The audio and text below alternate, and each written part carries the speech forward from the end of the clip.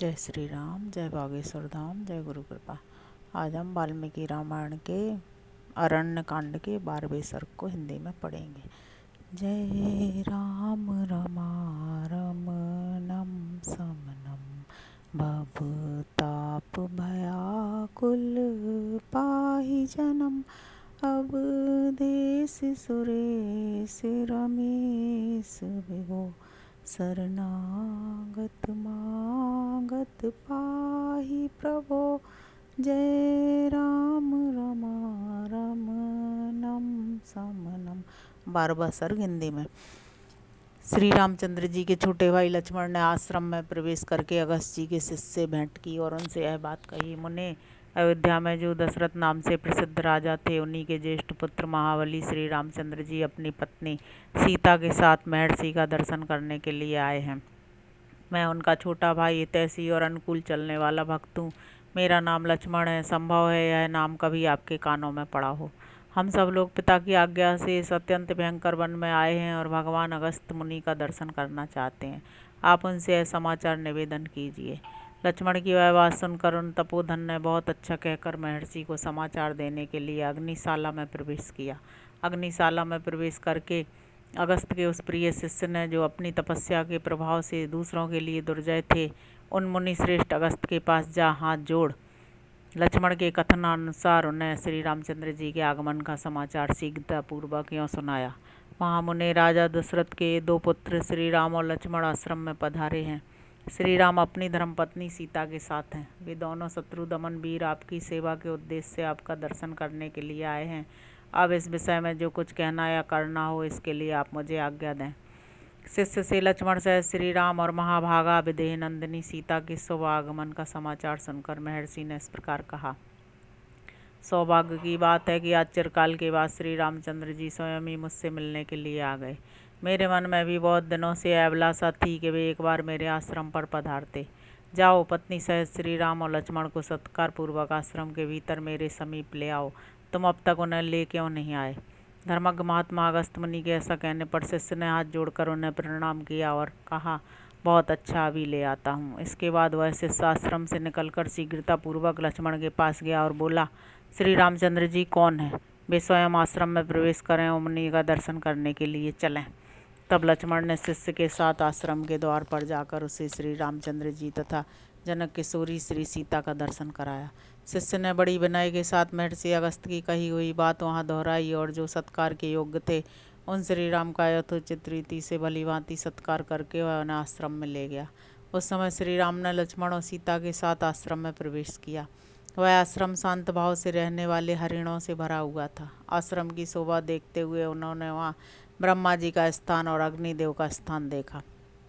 क्रमशः भगवान विष्णु, महेंद्र, सूर्य, चंद्रमा, भक्त, कुबेर, दाता, विधाता, वायु, पासधारी, महात्मा वरुण, गायत्री, वसु, नागराज, अनंत, गरुण, कार्तिकेय तथा धर्मराज के पृथक पृथक स्थान का निरीक्षण किया। इतने ही में मुनिवर अगस्त भी शिष्यों से घिरे हुए अग्निशाला से बाहर निकले। वीर श्री राम ने मुनियों के आगे आगे आते हुए उदीप्त तेजस्वी अगस्त जी का दर्शन किया और अपनी शोभा का विस्तार करने वाले लक्ष्मण से इस प्रकार कहा। लक्ष्मण, भगवान अगस्त मुनि आश्रम से बाहर निकल रहे हैं। ये तपस्या के निधि हैं। इनके विशिष्ट तेज के आधिक्य से ही मुझे पता चलता है कि ये अगस्त जी हैं। सूर्यतुल तेजस्वी महर्षि अगस्त के विषय में ऐसा कहकर महाबाहु रघुनंदन ने सामने से आते हुए उन मुनीश्वर के दोनों चरण पकड़ लिए, जिनमें योगियों का मन रमण करता है अथवा जो भक्तों को आनंद प्रदान करने वाले हैं। वे धर्मात्मा श्री राम उस समय विदेह कुमारी सीता और लक्ष्मण के साथ महर्षि के चरणों में प्रणाम करके हाथ जोड़कर खड़े हो गए। महर्षि ने भगवान श्री राम को हृदय से लगाया और आसन तथा जल देकर उनका आतिथ्य सत्कार किया। फिर कुशल समाचार पूछकर उन्हें बैठने को कहा। अगस्त जी ने पहले अग्नि में आहुति दी, फिर वानप्रस्थ धर्म के अनुसार अर्घ दे अतिथियों का भलीभांति पूजन करके उनके लिए भोजन दिया। धर्म के ज्ञाता मुनिवर अगस्त जी पहले स्वयं बैठे, फिर धर्मज्ञ श्री रामचंद्र जी हाथ जोड़कर आसन पर विराजमान हुए। इसके बाद महर्षि ने उनसे कहा, काकुस्थ वानप्रस्थ को चाहिए कि वह पहले अग्नि को आहुति दे, तदंतर अर्घ देकर अतिथि का पूजन करे। जो तपस्वी इसके विपरीत आचरण करता है, उसे झूठी गवाही देने वाले की भांति परलोक में अपने ही शरीर का मांस खाना पड़ता है। आप संपूर्ण लोक के राजा, महारथी और धर्म का आचरण करने वाले हैं तथा मेरे प्रिय अतिथि के रूप में इस आश्रम पर पधारे हैं। अतएव आप हम लोगों के माननीय एवं पूजनीय हैं। ऐसा कहकर महर्षि अगस्त्य ने फल मूल फूल तथा अन्य उपकरणों से इच्छानुसार भगवान श्री राम का पूजन किया। तत्पश्चात अगस्त्य जी ने उनसे इस प्रकार बोले, पुरुष सिंह, यह महान दिव्य धनुष विश्वकर्मा जी ने बनाया है। इसमें सुवर्ण और हीरे जड़े हैं। यह भगवान विष्णु का दिया हुआ है तथा यह जो सूर्य के समान देदीप्यमान अमोघ उत्तम बाण है, ब्रह्मा जी का दिया हुआ है। इसके सिवा इंद्र ने ये 2 तरकस दिए हैं जो तीखे तथा प्रज्वलित अग्नि के समान तेजस्वी बाणों से सदा भरे रहते हैं, कभी खाली नहीं होते। तो साथ ही यह तलवार भी है जिसकी मूठ में सोना जड़ा हुआ है। इसकी म्यान भी सोने की ही बनी हुई है। श्री राम पूर्व काल में भगवान विष्णु ने इसी धनुष से युद्ध में बड़े बड़े असुरों का संहार करके देवताओं की उद्दीप्त लक्ष्मी को उनके अधिकार से लौटाया था।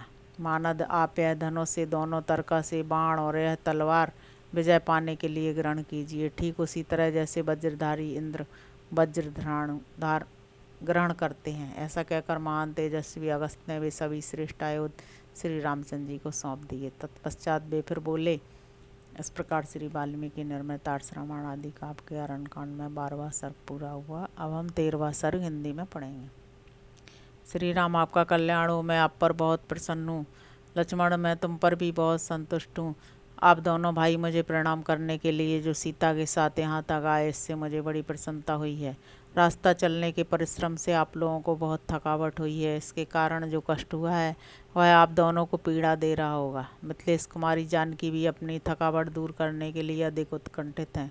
यह बात स्पष्ट ही जान पड़ती है। यह सुकुमारी है और इससे पहले ऐसे दुखों का सामना नहीं करना पड़ा है। वन में अनेक प्रकार के कष्ट होते हैं, फिर भी यह पति प्रेम से प्रेरित होकर यहाँ आई है।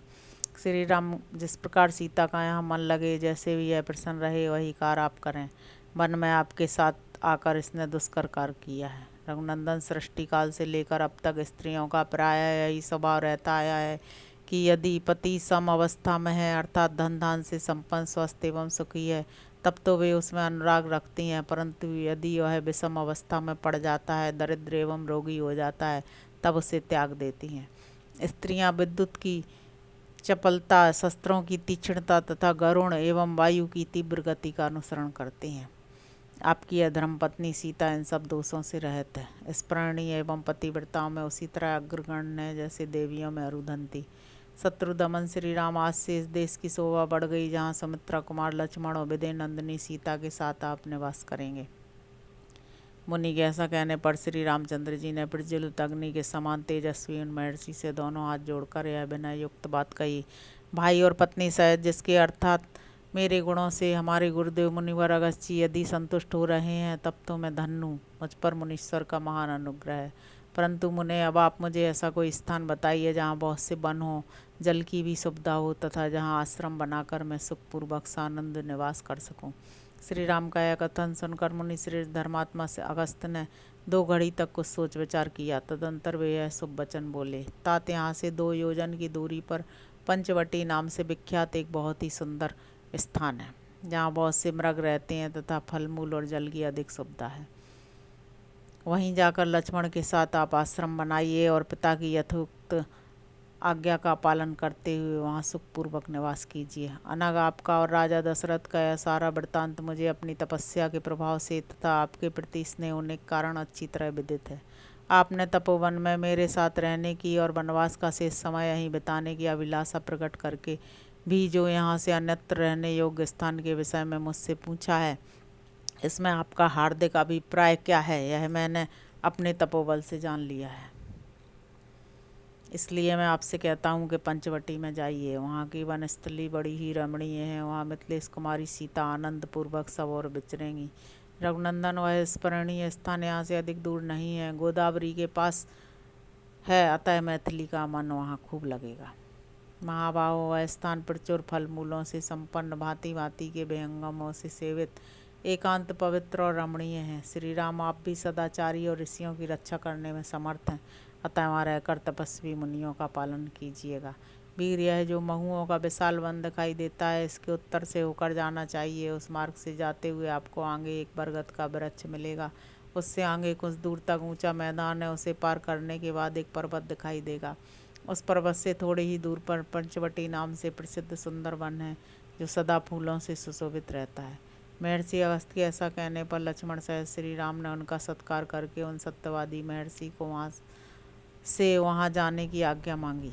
उनकी आज्ञा पाकर उन दोनों भाइयों ने उनके चरणों की वंदना की और सीता के साथ वे पंचवटी नामक आश्रम की ओर चले। राजकुमार श्री राम और लक्ष्मण ने पीठ पर तरकस बांध हाथ में धनुष ले लिए।